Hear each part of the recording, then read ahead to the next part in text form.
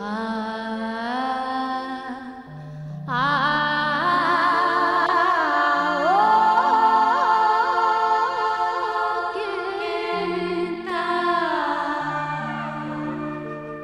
प्रिय शिक्षार्थियों, नमस्ते। आप सभी का स्वयं पोर्टल के डोगरी भाषा के इस पाठ्यक्रम में हार्दिक स्वागत है। आज हम पर्यायवाची शब्दों के बारे में पढ़ेंगे। प्रस्तावना: भाषा की सुंदरता और प्रभावशीलता इसके शब्द भंडार पर निर्भर करती है। जब हम एक ही अर्थ को व्यक्त करने के लिए अलग अलग शब्दों का प्रयोग करते हैं तो भाषा अधिक समृद्ध और आकर्षक बनती है। ऐसे शब्दों को पर्यायवाची शब्द कहते हैं। पर्यायवाची की एक साधारण सी परिभाषा: जिन शब्दों का अर्थ समान या लगभग समान होता हो उन्हें पर्यायवाची शब्द कहते हैं। उदाहरण: सूरज, रवि, आदित्य, बानु। पर्यायवाची शब्दों का महत्व भाषा को सुंदर और प्रभावशाली बनाते हैं, लेखन में विविधता लाते हैं, कविता, कहानी और निबंध को आकर्षक बनाते हैं, शब्द भंडार को बढ़ाते हैं, एक ही शब्द की पुनरावृत्ति से बचाते हैं, शब्द भंडार वोकैबुलरी को समृद्ध करते हैं। कुछ डोगरी उदाहरण: उजाड़, सुनसान, बियावान, बिरान। उन्नति, तरक्की, उपमा, स्तुति, तारीफ, प्रशंसा। अदब, मान, इज्जत, सत्कार। अद्भुत, अनोखा, विचित्र, अजीब। अधिक, ज़्यादा, मता, बड़ा मता। अपवित्र, गंदा, अशुद्ध, अपवित्र। असल, यथार्थ, मूल, सही। अख, नैन, नेत्र। अहंकार, घमंड, अभिमान। अकल, मत, बुद्धि। असुर, दानव, राक्षस, दैव। अलग, बख, भिन्न। अंत, खीर, लास्ट। अंग, हिस्सा। अर्थ, मतलब, भाव।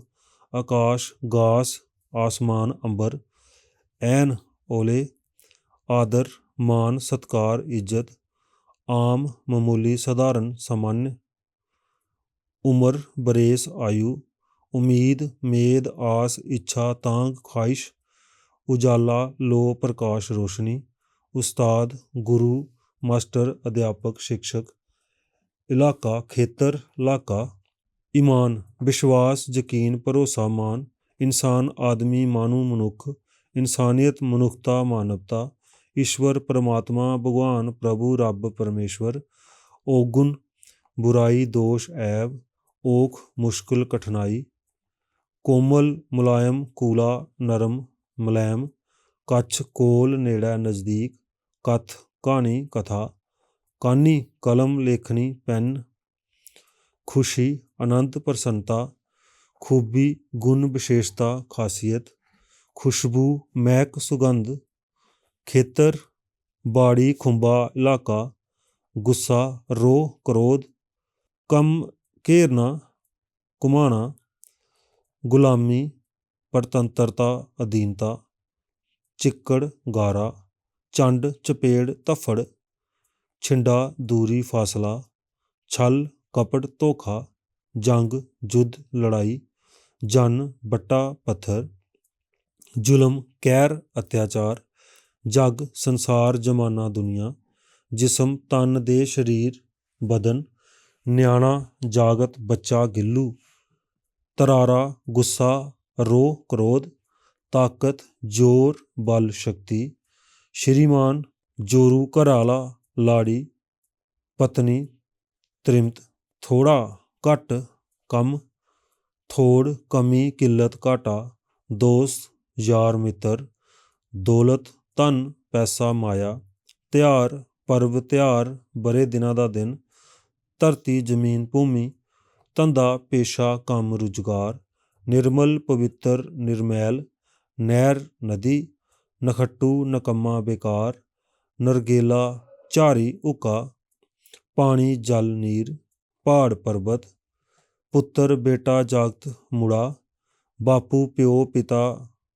बापू, पापा। बुआल, पड़ास। बहादुर, सूरमा, वीर, जोधा। मेठा, बखी, तरफ, पासै, भुल गलती कोताही, भरा वीर पापा, भार बोझ भगत, मौत काल मृत्यु सुरगवास, मुहांदरा शकल नुहार सूरत, विशेष खास चेचा टकोदा, मदद सहायता मदाद, माँ जननी माँ माता, रुख दरख्त वृक्ष पेड़, रत खून लहू, वरदान शीरवाद आशीर्वाद, सुख संदोख संतुष्टि तृप्ति, सियाणा अकलमंद बुद्धिमान, सुहाग पति कैंत घराला, स्वामी मालक साईं स्वामी, सूद मूर्ख सिद्धा, सियान रसोईया, सूखम बरीक नाजुक पतला, सूरज दिन सूरज ध्याड़ा, सख्त कठोर मजबूत, सखर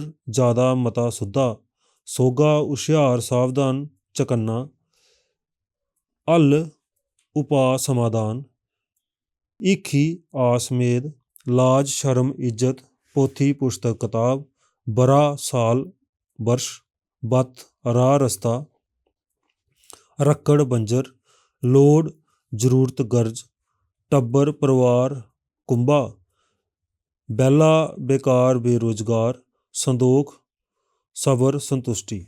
निष्कर्ष, पर्यायवाची शब्द भाषा की शक्ति को बढ़ाते हैं। इनके प्रयोग से हमारी अभिव्यक्ति प्रभावशाली, आकर्षक और समृद्ध बनती है। विद्यार्थियों को नियमित अभ्यास से इन शब्दों का ज्ञान बढ़ाना चाहिए। धन्यवाद।